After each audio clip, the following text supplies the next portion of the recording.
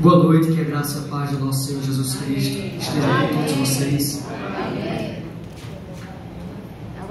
Primeiramente, eu agradeço a Deus por esse privilégio, de estar aqui, podendo prestar o meu culto racional junto com a sua igreja. Também, mais uma vez, a confiança, apesar de termos uma escala, a confiança do pastor Jason de entregar o culto para alguém, uma honra. E como eu sempre digo em minhas orações, que o Senhor Ele conduza todas as coisas nessa noite. E antes de mais nada, eu gostaria de fazer uma breve oração para que a gente possa continuar refletindo aquilo que o Senhor tem estabelecido para nós durante essa noite. Aí, como você está mesmo, sentado reverentemente, feche seus olhos, baixe sua fronte e vamos orar. Pai, nós te louvamos e glorificamos o teu nome, te exaltamos e bendizemos. Obrigado, Senhor, por tudo. Nós nem temos palavras no nosso vocabulário tão curto, pequeno, tão falido, para expressar aquilo que está dentro do nosso coração, por tudo que tu já fizestes, principalmente além daquela cruz vicária, substitutiva. E aqui está a tua igreja, que tu compraste com sangue precioso. Então fala com a tua igreja através da tua palavra. Assim como eu sempre digo, tira tudo que vem do meu coração, pois a tua palavra me revela, dizendo que o meu coração é enganoso, extremamente corrupto, que somente a tua voz ecoe nos ouvidos e no coração da tua igreja, que eles saiam daqui edificados, fortalecidos, alimentados e também constrangidos e exortados para tudo aquilo que tu tens determinado para a tua igreja aqui na terra.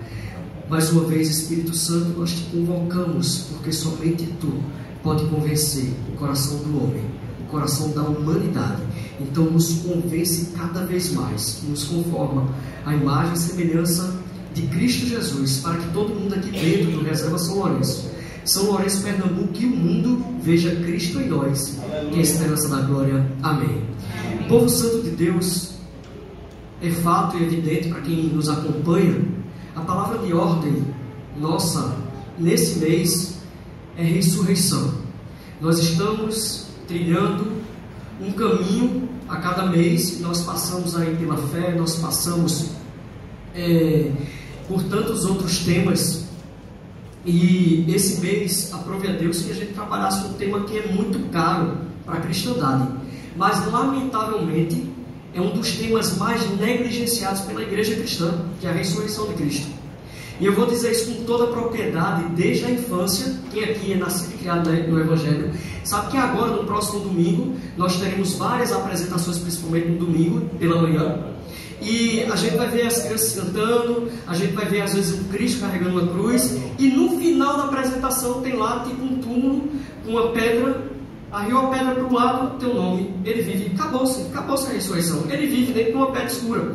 Acabou-se. Nós não temos um critério que a palavra, que as Santas Escrituras estabelece para a vida cristã em relação às Santas Escrituras. A gente evidencia e a gente dá muito crédito à morte de Cristo. Mas, curiosamente, a Bíblia ela não foi feita somente pela morte de Cristo. A morte de Cristo sem a ressurreição, Paulo já disse, é vã a nossa fé sem a ressurreição. Não existe morte se não houver a continuidade. Eu defendo muito, há muito tempo que eu venho trabalhando isso no 80, que é o advento, que é no período nataleno. São 40 dias de preparação para o Natal. E o Natal a gente não só vislumbra o nascimento de Cristo, a gente vislumbra a encarnação do Verbo, que é o nascimento de Cristo, a sua obra e ministério aqui na terra. A gente também vislumbra e glorifica a Deus por sua morte, mas calma, não acabou, porque a morte não é a última palavra. Ao terceiro dia ele ressuscitou. E a ressurreição é um dos temas centrais das Santas Escrituras. O curioso e o interessante é que Pedro, depois da descida do Espírito Santo, em Atos 2, a primeira pregação de Pedro foi sobre o quê? Sobre a ressurreição. Não foi nem sobre só a morte de Cristo, não. Ele enfatizou muito a ressurreição, porque a ressurreição de Cristo é o que estabelece o ponto final da igreja, da vitória da igreja. A partir da ressurreição é que nós estabelecemos um novo rumo, um novo norte para o que vai acontecer com a igreja. Curioso é que aprove a Deus que as mulheres fossem as últimas a sair do pé da cruz. E elas, historicamente, estavam mais próximas de Jesus, juntamente com o discípulo amado. E aprove a Deus que as mulheres fossem as primeiras a chegarem no túmulo, no domingo de madrugada. E Maria Madalena, pelos historiadores, teólogos e estudiosos, é considerada a primeira cristã. Como assim? E antes dela? Porque o cristianismo ele se fundamenta numa verdade: naquele que acredita em Cristo ressurreto. É após a ressurreição. É como Paulo disse: sem a ressurreição é vã a nossa pregação, é vã a nossa fé. Então a ressurreição de Cristo, ela tem que ter a mesma ênfase do seu nascimento, do seu ministério, da sua morte e principalmente culminando na ressurreição. É por isso que nós vamos passar um mês, e eu glorifico a Deus por causa disso, porque a gente vai massificar na mente da nossa igreja o quanto é importante. E de domingo que vem, no final do culto, os pregadores não falem só ele vive. É claro que nós sabemos que ele vive, não, mas quais são os benefícios que nós temos com a ressurreição? O que foi que aconteceu com a gente após a ressurreição? Primeiramente, nós vemos no ministério completo do Cristo encarnado até a sua ressurreição 5 favores que ele estabeleceu para a sua igreja. Primeiro, foi a salvação através da regeneração dos nossos pecados. Com a regeneração nós obtivemos a justificação, que nós acabamos de cantar. Cristo, ele é o justo e justificador, e Deus, ele nos considera como justo apenas por causa de Cristo Jesus. Eu sempre dou o mesmo exemplo. Está aqui o ser humano, tá? Deus não olha para você diretamente. Por quê? Porque você é pecador. Agora, o pecador é regenerado, mas mesmo assim, ele não olha, porque você é um pecador. Ele usa a lente de quem? É Cristo, a lente para olhar para você. É por isso que ele é o nosso mediador. Ele disse lá no livro de João: sem mim nada podeis fazer, no discurso da videira. Eu estarei com vocês todos os dias da sua vida. Ele está mediando a destra de Deus em posição de advogado. É tanto que o nosso irmão em Cristo, Estevão, quando estava prestes a ir para o céu, ele olha para cima e disse: eis que vejo os céus abertos. Só que Jesus está numa posição interessante. Ele não está sentado no trono, não. Ele está à destra do Pai, em pé. É posição de advogado, de mediador, aquele que está intercedendo por mim e por você no nosso trono, dia e noite, na eternidade, eternamente. Então nós temos a regeneração, nós temos a justificação, aí nós somos chamados a uma vida de santificação. É nos abster das coisas desse mundo, é fazer aquilo que nós acabamos de cantar também. Nós somos o quê? Nós somos embaixadores de Cristo. Nós somos representantes de um reino maior. Nós somos chamados a um grande ministério. E tem gente até hoje que diz: eu não sei para o que Jesus me chamou, não sei qual é meu dom. Ele estabelece tranquilamente na palavra: meu povo perece por falta de entendimento, de conhecimento. Você foi chamado para pregar o evangelho a todo mundo, aqui, ali e acolá. Sobre você está um grande ministério, que é o ministério da reconciliação. É mostrar ao mundo que tem salvação, é mostrar ao mundo que tem razão para viver, é mostrar para o mundo que verdadeiramente vale a pena seguir Cristo Jesus, mesmo carregando a cruz. Como ele disse: aquele que quer vir após mim, negue-se, ou seja, mate o seu eu, tome a sua cruz e siga-me. Só que a gente tem outro fator que também é muito negligenciado, é um termo pouco usado, que é regeneração, justificação, santificação e retificação. Jesus, ele disse que ele ia fazer nova todas as coisas, e nós sabemos que a palavra de Deus diz que a criação, ela almeja com grande expectativa o dia da sua redenção. Por quê? Ela foi subjugada sem ter nada a ver com isso. E veja quantos pecados a criação sofre por ver tantos e tantos pecados cometidos pela humanidade. Então, Jesus, ele restaurará todas as coisas no dia da nossa glorificação, que é a próxima etapa. Nós estamos caminhando para o dia da glorificação, onde nós ganharemos de quebra um corpo 2.0, ou seja, um corpo glorificado, que não vai sofrer, não vai ter cabelo branco, não vai ficar careca, não vai aparecer ruga, não vai murchar. O pessoal diz que a pessoa idosa começa a diminuir. Eu disse, então eu vou sumir, não vou morrer. Meu Deus, eu já nasci baixinho. Se eu tiver com 80 anos, eu vou estar do tamanho de uma criança de 2 anos. Como é que acontece um negócio desse? Então não vai ter corpo glorificado, corpo glorioso diante da face de Deus. Diante do Senhor, nós habitaremos nas regiões celestiais, novinho em folha, para glorificar ao nosso Deus face a face. Nós não entraremos na fenda da rocha, não. Nós não espiaremos somente uma parte das costas de Deus que deixou Moisés tão vislumbrado. Nós nem precisaremos de sol, gente. É de glória em glória eternamente. Agora, até esse dia chegar, nós temos uma grande missão. E é sobre isso que nós vamos refletir, que nós vamos entender hoje, que é vivendo uma nova vida com Deus. Eu entreguei minha vida para o Senhor, Ele me resgatou, como Colossenses diz, Ele me tirou do império, né? Ele me resgatou, é tirar a força. É muito parecido com o termo arrebatamento, né? Arrebatamento é tirar a força, é tirar das garras de alguém que está lhe sufocando ali. Durante o período da grande tribulação, Jesus virá rasgar esse cosmo e tirará a sua noiva. É a mesma coisa, Ele lhe resgatou do império das trevas e hoje você vive reinando nas regiões celestiais, no reino do Filho glorioso do Senhor, do nosso Senhor Jesus Cristo. E vivendo a nova vida com Deus, nós refletiremos aquilo que está lá aquilo que foi lido aqui mais cedo, 2 Coríntios 5,17. O apóstolo Paulo, ele começa essa carta e esse capítulo defendendo o seu apostolado, dizendo porque ele é crente, e ele mostrando a sua carteirinha de servo do Senhor. E ele vai dizer que ele é diferente não por ele mesmo, não por obras, porque ele prega, vem de paletózinho, todo bonitinho, cabelinho de lado, que ele é o melhor. Não existe isso, não é por mim, ele disse. E olha que foi uma das grandes mentes cristãs que habitou aqui na terra. E um camarada com quilate daquele, que teve experiências de ver até o terceiro céu, coisas inefáveis que ele nem sabia explicar como era.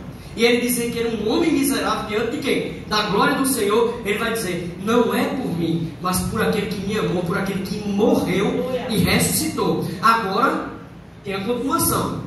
Agora, já que eu sei disso, da grandeza da obra, da expiação, daquela cruz vicária, né, substitutiva, como eu costumo dizer, muita gente gosta até de discutir política. Não, eu sou de A, eu sou de B, eu sou de direita, eu sou de esquerda. Você não é nem de direita, nem de esquerda. Você é da cruz do meio. O seu representante é Cristo.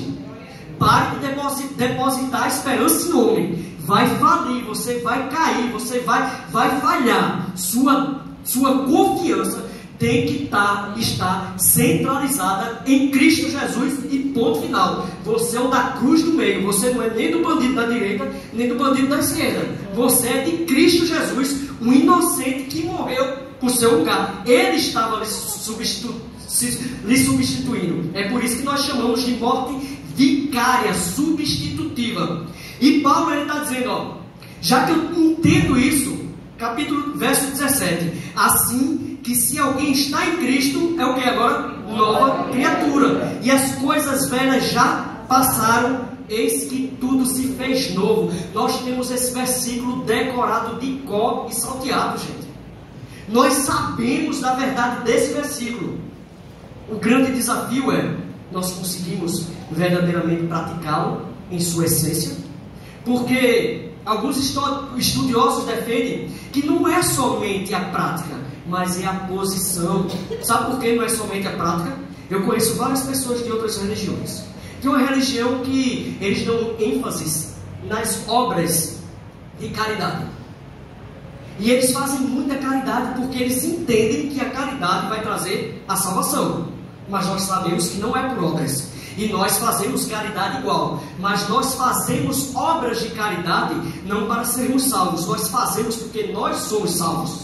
A diferença é essa. Só que a maioria das pessoas dessa religião, gente, é um padrão ético e moral de invejar aquilo que a palavra de Deus às vezes nos exorta, dizendo que os filhos das trevas, eles são muitas vezes mais zelosos que os filhos da luz, em prática, em ética social. Temos outras religiões que tem pessoas que dão mais exemplos do que vários escândalos que a gente vê no meio da cristandade, no meio da igreja. Então, não é somente a prática para viver uma nova vida com Deus, é uma posição, é a posição de quem já está com Deus habitando nas regiões celestiais. É por isso que a nossa mente ela tem que ser transformada aqui, e a gente vai ver por quê. Porque nós já estamos vivendo lá, nós não somos meramente brasileiros. Não, a sua nacionalidade não é daqui. Inclusive, quando a gente estiver preenchendo formulário, a gente tem que ter um problema de nacionalidade. Diz, rapaz, isso aqui está errado. Não pode botar celestial, porque a minha é celestial. A gente bota brasileiro, né? Brasileira. Eu posso colocar celestial. Isso tem que dar um tilt na nossa cabeça. Ou seja, a gente tem que viver com um padrão celestial estando aqui na terra. Essa é a verdadeira mudança de vida. A palavra de Deus ela vai me dizer o seguinte, que a ressurreição de Cristo é o ponto central da fé cristã. Não se trata apenas de um evento histórico, não aconteceu somente no passado, mas de uma verdade transformadora que nos conduz a uma nova vida com Deus. Ou seja, a partir da ressurreição, aqueles que creem em Jesus Cristo e foram unidos a Ele em sua morte e ressurreição, experimentam uma transformação radical. Deixam para trás o velho homem e passam a viver uma novidade de vida.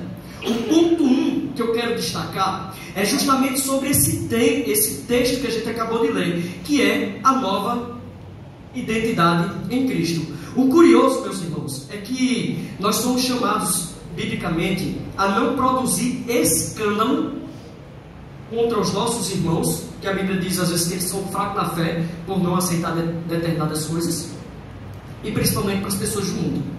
Aquele que come carne, quando estiver na frente de alguém que só come verdura, coma verdura para não escandalizar, por causa do escândalo.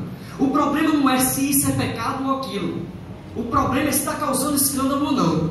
Curiosamente, nas disciplinas de antropologia, o povo cristão, crente, como a gente é chamado, crente, a gente é conhecido por 3 traços sociais no Brasil. No Brasil. É um povo que não bebe, não é verdade? Crente não bebe.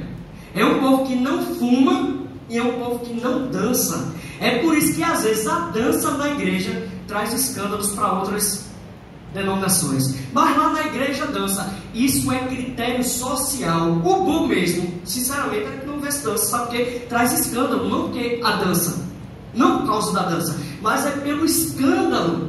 Para você ver como a sociedade ela já delibera algo que a igreja é, sem a gente precisar colocar pano nenhum. Só que nós temos um compromisso muito maior em relação à sociedade, em relação à dança, ao fumo ou à bebida. Inclusive, eu nem gosto muito de uma brincadeira que é muito comum o pessoal dizer lá no 80, aqui ninguém diz isso não, aqui o povo é tudo mais maduro, que diz assim, crente não bebe não, mas eu garanto que vocês ouviram isso lá no 80, que aqui ninguém fala isso. Gente, isso é a pior coisa para a nossa vida. Nós temos aqui em Recife uma empresa, uma casa de festa que inclusive faliu na pandemia, que ela praticamente colocava mais 15% acima do valor do buffet quando era para eventos cristãos. Isso é uma vergonha. Curiosamente, a humanidade ela não caiu por causa de uma larga de apetite não, nem por causa de uma caneca de chope não. A gente caiu, qual foi o motivo? Comeu o quê? A fruta, né? A gente caiu pela boca, pelo comer. Aí a gente é associado a alguma coisa que nos derrubou. Não, nós não somos uma pessoa, um povo que come não. Mas não é comer por comer, é de comer de maneira exacerbada. E é um dos pecados, a glutonaria. É vergonhoso, mas em todo canto a gente escuta isso, para você ver. De maneira pejorativa, a gente coloca um grande pecado, que é o pecado capital, o pecado original, na nossa bandeja do dia a dia do cristianismo. E a gente acha até engraçado. Mas é como eu disse, aqui vocês não tem esse problema, só lá no 80, mas eu estou trabalhando com o povo lá para a gente perder até esse dito. Não bebe, mas come. Não, a gente bebe, eu bebo, todo dia eu bebo água, bebo leite, café, refrigerante, até deu uma parada, suco, né? Outras coisas, chá gelado, nós bebemos também. Agora, dessa maneira pejorativa a gente tem que se eliminar, sabe por quê? É a nova vida com Deus, é isso. Eu não posso ser reconhecido como algo que eu estou me afastando. A expressão nova criatura indica uma transformação total e essencial. Não é uma reforma do velho, mas o nascimento de algo inteiramente novo. É por isso que ele chama você de nova criatura. Já viu o carro reformado? Ele nunca mais é o mesmo. Já viu aquele camarada que gosta muito do carro? Bateu, deu uma batidinha, ele vai fazer a reforma, ele vende. Ele perdeu o gosto. Ele reformou, não ficou como é funilaria, né? O lanterneiro fez tudo. Rapaz, ninguém percebe que aquele foi só um risco, mas quem gosta de carros, não quero mais, eu vou vender e eu vou comprar outro, porque é novo, eu gosto de coisa nova. E nós somos chamados a uma novidade de vida. Não é você tratar o velho homem, né? Tratar o velho homem, isso agora dá um tapa no velho homem, botar ele de pé e sair. Não, mate.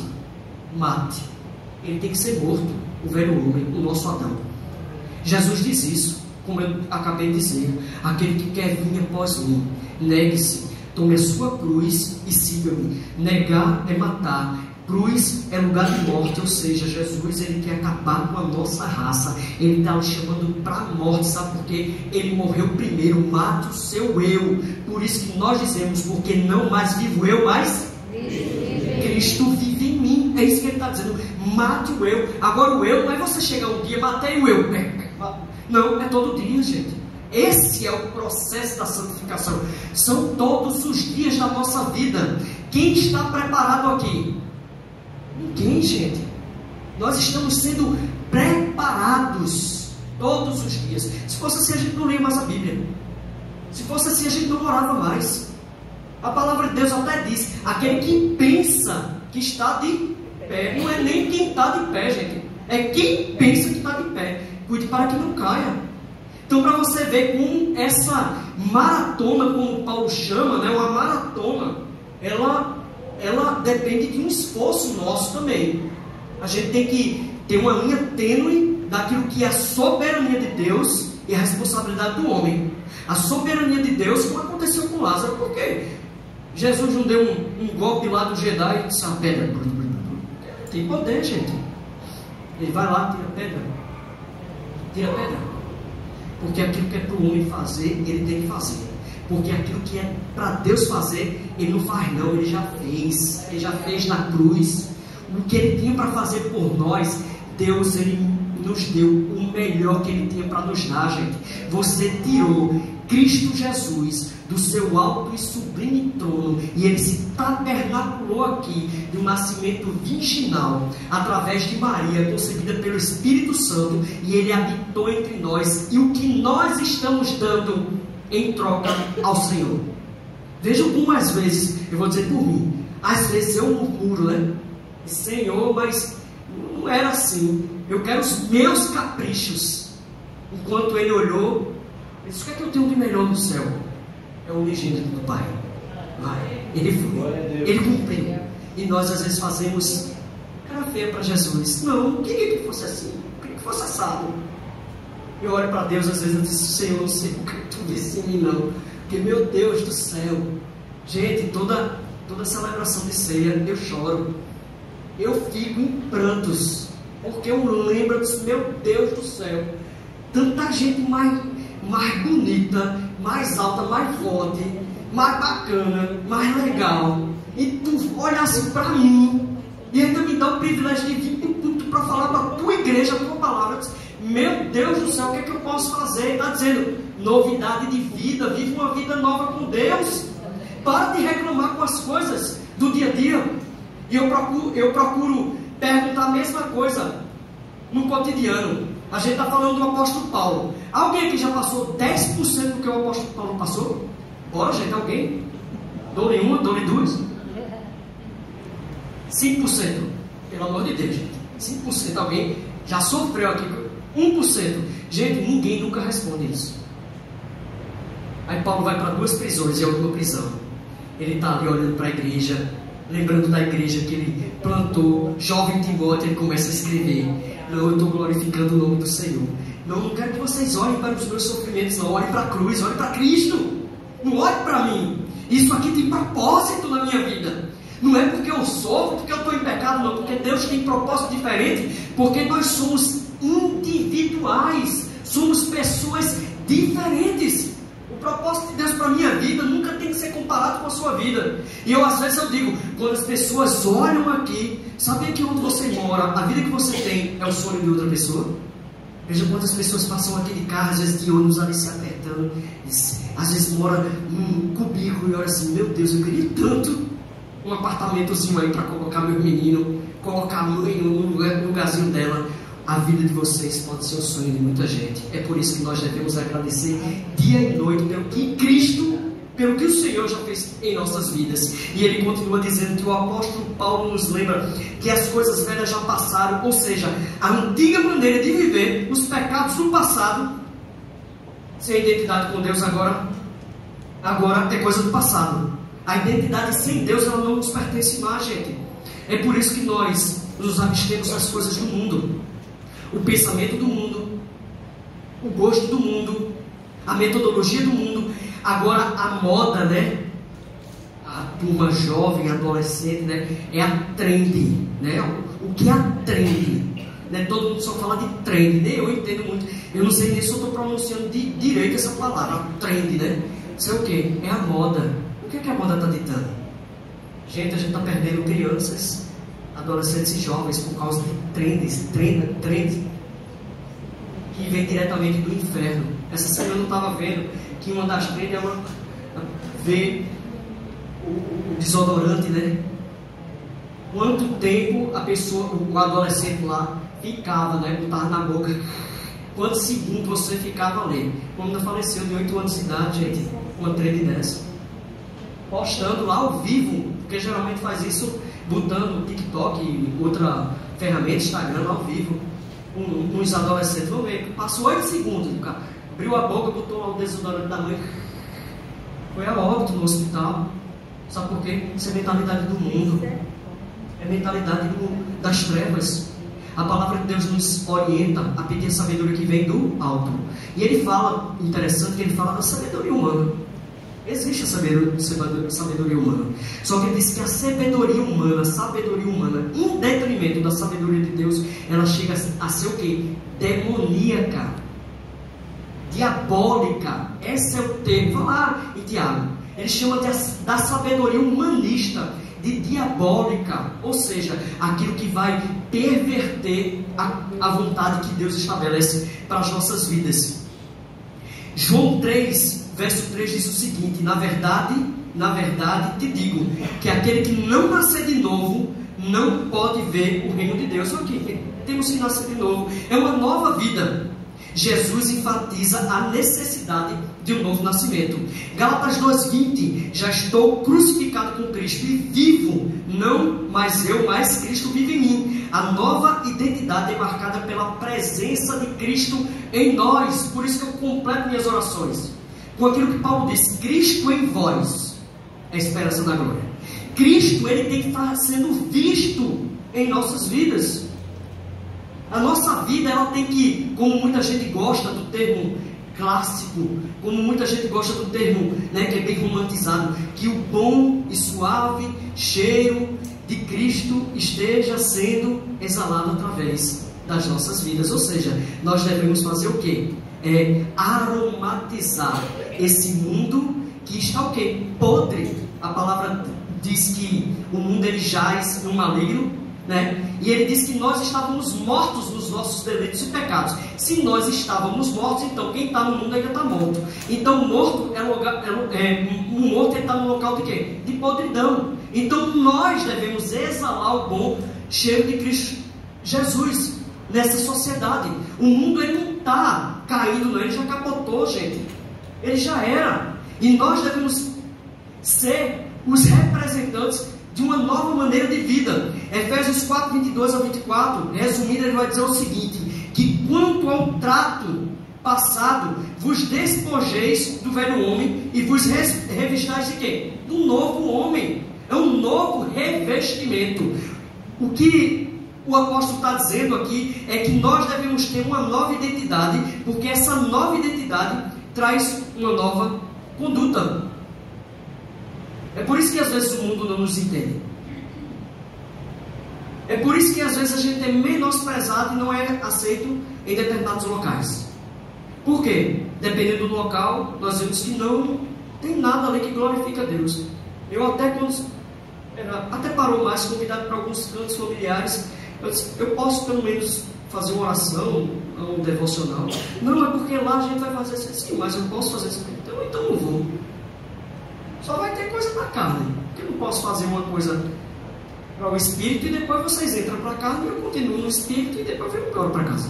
Não, porque quem não entra, Cristo não entra, Cristo ele fica na porta para fora. Só que a gente, como representante, a gente tem que brigar e lutar por isso. Vocês viram agora há pouco a treta que teve por causa dos intervalos bíblicos? Foi parar no judiciário, gente. Para você ver como a coisa está séria. Não, que besteira, que não sei o que besteira o quê? Não foi no intervalo bíblico nas escolas. Você vê, a gente já está na justiça, defendendo o nosso direito, como um país que diz que é laico, se bem que muita gente defende que não. Eu também não acho que a gente viva num país laico, não. A gente vive numa camuflagem aí, que deixa a gente expressar nossa fé até determinado limite. Até determinado limite. Se você passa daquele limite, você é condenado, você é puxado o tapete. O segundo ponto é que nós devemos ter uma nova caminhada, vivendo em novidade de vida. Romanos 6, verso 4. Vocês podem abrir comigo Romanos 6, verso 4.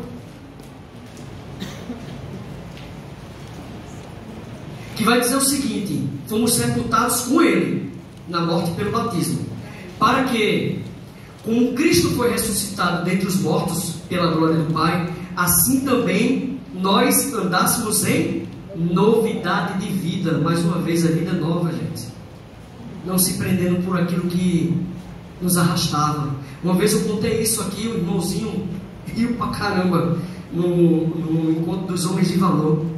É aquilo que Martinho Lutero dizia: eu pensei que nas águas do batismo eu tinha afogado o velho homem, mas aquele infeliz, aquele desgraçado, ele insiste em me perseguir, ele fica puxando meu calcanhar. É o velho homem, todo dia a gente fica ali matando ele, levando ele para a cruz. Santificação, é isso, é uma novidade de vida, é uma vida nova agora, em detrimento daquilo que nós gostávamos para o mundo. E a nova vida com Deus não é estática, ela nos impulsiona o quê? A andar, ou seja, viver diariamente de forma diferente, conforme o modelo de Cristo. Curiosamente, antes de sermos considerados e chamados cristãos lá em Antioquia, como a gente vê lá em Atos, nós éramos chamados, mostra em Atos, aqueles do caminho. Nós éramos chamados do caminho. Por que nós éramos chamados do caminho? Porque nós defendíamos, como cristãos do primeiro século, que a nossa redenção vinha através de um homem que era Deus, e que esse homem que era Deus, ele foi morto e ressuscitou, mas ele disse, certa vez, eu sou a verdade, eu sou a vida, mas ele disse também que era o quê? O caminho. E nós éramos chamados de os do caminho. Veja que curioso. E nós somos chamados a trilhar um novo caminho. Assim como José Júnior, um médico que canta louvores maravilhosos, ele é bem poético. Ele tem um hino que chama-se A Voz, e ele diz mais ou menos assim, que ele não mais vai viver por aquilo que ele não vai viver por aquilo que ele vê, ou seja, ele vai colocar uma venda nos olhos e vai ser guiado pela voz do Senhor. É isso que aconteceu com Abraão, gente. Imagine-se na pele de Abraão. Deus diz assim, ó: sai da tua terra e da tua parentela, que eu te mandarei para a aldeia. Não, ele não mandou um local estabelecido. Gente, humanamente é loucura. Pastor Jason, eu vou lhe mandar, sai, pega o carro, vá dirija a 232, mas vai para onde? Ele disse, não, só é para dirigir. Você está ficando doido, menino? Eu nem sei quanto de combustível vou gastar, quanto é a duração da vida? Não, Abraão disse, eu não quero saber o destino. Sabe por quê? Qualquer destino com o Senhor, tá jóia, tá bom, é com o Senhor.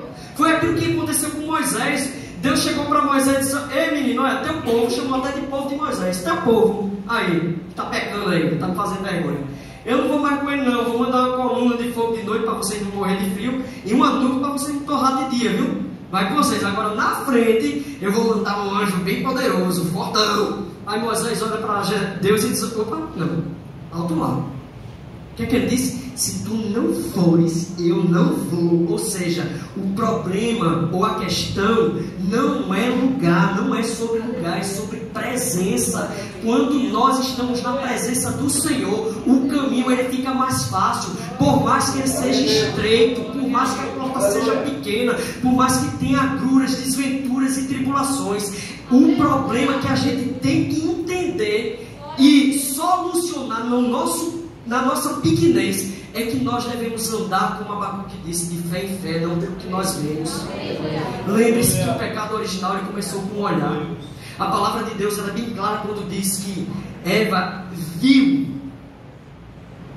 que o fruto era bom, concupiscência dos olhos, concupiscência da carne. Se os teus olhos forem bons, todo o teu corpo será luminoso. É isso que Ele está nos chamando. A diferença é que nós sabemos para onde nós estamos indo. É diferente de Abraão. Ele já preparou um lugar para você. Eu vou para o Pai novamente. Eu vou preparar lugar para cada um de vocês. Está ainda pagando financiamento, não sabe nem quando acaba. Tem que fazer conta, mas lá você já tem uma moradia certa por Deus. Está lá. Está lá esperando. Ele garantiu. De quebra, coisa melhor, ele disse, eu vou mandar o outro, o Consolador, o Paracaléu, o Paráclito. Sabe o que é o Paracaléu? É aquele que anda do lado, é o confortador, aquele que me conforta. Se eu andar com o pastor Jason do lado e eu tiver alguma crise, geralmente quando a gente quer colinho de painho de manhã, o que é que a gente vai? No ombro, né? Mamãe, eu estou tão coisado. É isso, é o Espírito Santo. Espírito Santo, eu estou coisadinho, me ajuda. Ele vem, ó, nos fortalece. Eu vou deixar ele com você, dentro de você. E quando vocês estiverem assim junto, o poder do Espírito Santo, nem as portas do inferno vão prevalecer contra a minha igreja. Vejam que maravilha, nós ganhamos. E somos chamados a essa novidade de vida. Assim como Cristo foi ressuscitado, nós também somos chamados a ressuscitar espiritualmente para uma vida santa, justa e cheia de propósito. É por isso que nós expressamos de maneira física, para que todo mundo veja Cristo em nós através do batismo, um dos grandes sacramentos, o batismo e a ceia. E o batismo nós dizemos o quê? O que é que significa o batismo? Todo bom crente diz, é simbolismo que nós estamos morrendo para quê, gente? Para o mundo. Ou seja, acabou-se, eu não sou mais do mundo, eu não sou daqui. Ressuscitou, agora uma nova jornada, uma nova trilha, uma nova caminhada. Seu parente pode não gostar, seu cônjuge, seu filho, seu pai.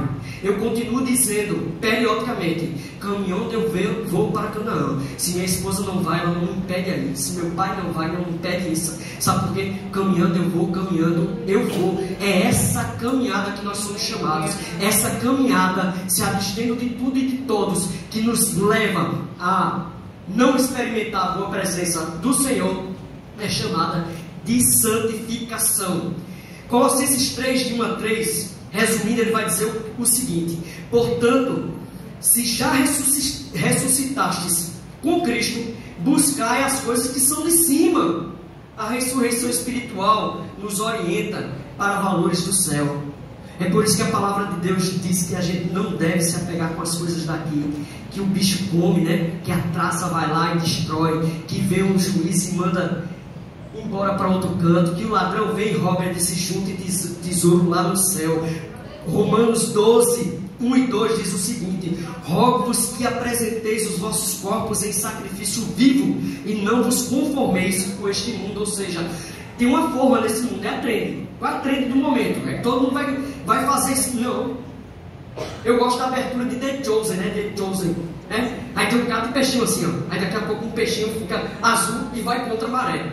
Aí aquele peixinho daqui a pouco bate no outro peixinho. Aí 2 peixinhos. Pica de peixinho para o lado e os peixinhos. 1, 2, 3, 12 peixinhos. É isso a nossa vida cristã. Nós vamos de encontro ao que o mundo estabelece para nós. Como Pedro e João disse diante do Sinédrio: convém agradar quem? Aos homens ou a Deus? Quem calará a nossa boca? Ninguém calará a nossa boca. Nós continuaremos pregando o Evangelho, nem que nós passamos daqui para melhor, mas se passarmos, nós estaremos com o nosso Senhor. A nova vida deve ser visível e prática. Nós nos conhecemos, nós somos conhecidos por aquilo que nós praticamos. É possível saber quem anda com Deus pelos frutos que essa pessoa demonstra no cotidiano. O velho homem produzia obras da carne, agora o novo produz o quê? O fruto do Espírito. O primeiro fruto que nós devemos produzir para o mundo são os frutos dignos de arrependimento. E depois, na conversão. Agora, o fruto do Espírito tem que estar exalando através de mim. E para a gente concluir, a ressurreição de Cristo não foi apenas um evento isolado, mas a porta para uma nova realidade. Em Cristo somos feitos novas criaturas, com uma nova identidade e um novo propósito. E essa nova vida se manifesta na forma como vivemos todos os dias. Agora eu quero perguntar para você: você tem vivido como uma nova criatura? Talvez precisamos melhorar, precisamos avançar. Talvez não, e o dia de começar é hoje. Talvez estamos voando, correndo. Continue, persevere. Sua vida reflete a novidade de vida trazida pela ressurreição de Cristo. O mundo tem visto verdadeiramente Cristo em você. Você é considerado uma nova criatura em Cristo Jesus? Que áreas ainda precisam ser rendidas ao Senhor? Quais são as áreas da nossa vida para que a transformação seja completa? Então, gente, é noite de estabelecermos um novo marco diante do Senhor. E Senhor, eu estou negligenciando talvez a minha vida de oração. Eu não tenho tanto prazer como eu tinha em ler a Tua Palavra. Eu parei até de evangelizar. Eu parei de investir tempo de evangelização dentro da minha casa. Será que hoje não é a noite que Deus preparou? Porque você pensa que você veio aqui prestar apenas o culto? Não, Deus preparou esse encontro com você, assim como aquela mulher do poço de Samaria. Ele preparou essa noite para encontrar com você. O meu desejo e minha oração é que somente a palavra de Deus tenha produzido efeito no seu coração. Mas eu quero convidar a igreja a ficar de pé. Eu quero que você já ore ao Senhor onde você está. Feche seus olhos. Assim como nós ministramos no dia de ceia, eu vou repetir a mesma coisa. Examine-se cada um a si mesmo. Anderson Barnabé, o que é que você tem para melhorar? O que é que eu tenho para colocar diante do altar do Senhor? A gente sempre tem alguma reserva, gente. A gente sempre tem algo que a gente pode melhorar diante do Senhor. Então vamos orar. Eu vou lhe dar 1 minuto para você orar com o Senhor. E eu espero que Deus ele não esteja com saudade da sua voz, que você já tenha orado para Ele hoje. Se não orou, é seu momento. Você com o Senhor.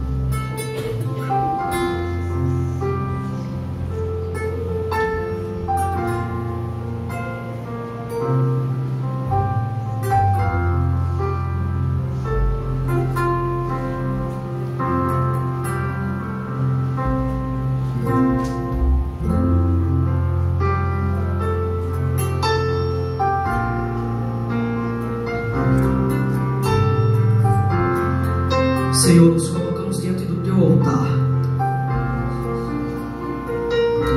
com os nossos corações contritos de tudo aquilo que Tu tens iluminado essa noite, através da Tua palavra, a Tua revelação. Primeiramente, nós queremos Te agradecer, Ebenezer, até aqui Tu tens nos ajudado, e que daremos a Ti, ó Senhor, por todos os benefícios que Tu tens nos concedido. Obrigado pela salvação, a Tua cruz que nos trouxe a regeneração, a justificação.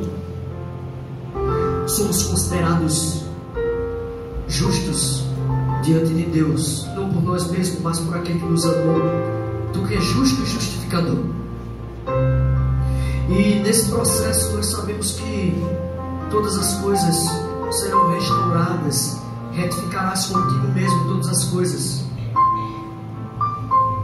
e vivemos essa trilha de santificação, sabendo que coisas incríveis e maiores Tu queres fazer na Tua igreja. Basta tomarmos posições. Gera em nós, ó Deus, uma vida mais piedosa, de busca pela Tua palavra, na oração. Quanto e quanto tempo nós negligenciamos a Tua presença para perdermos com as coisas efêmeras, passageiras desse mundo. Aquilo que o Teu servo Salomão disse que é vaidade. Tudo é vaidade, tudo é tão passageiro. Ele diz que a nossa vida é como um sopro, uma neblina, é óleo escorrendo pelas mãos. Ensina-nos a contar os nossos dias aqui na terra na perspectiva de nos ajuda a compreender que o melhor aqui na terra é estar na Tua presença. Lá no trabalho, na faculdade, na escola, em casa, no parque, na fazenda, na praia. Porque quer comamos ou bebamos ou façamos qualquer outra coisa é para a Tua honra e Tua glória. Senhor, queremos ser diferentes, e nós sabemos que podemos sim, porque com Cristo nós somos mais que vencedores.